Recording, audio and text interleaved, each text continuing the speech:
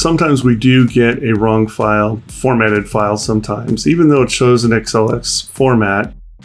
Go ahead and try to upload it, and then we get this error. The error would be file not uploaded. Please contact customer care or chat with us here down in the box. You can always do that. But I will show you how to fix that file really quick. Basically what it is it's an Excel format, XLSX format.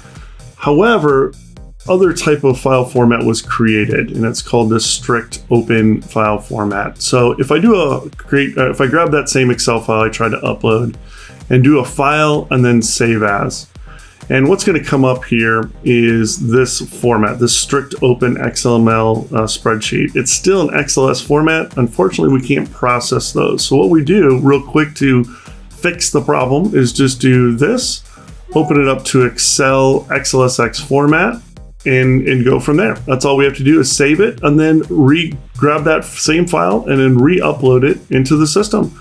That error should go away and it should be all good to go. Thanks a lot and have a great day.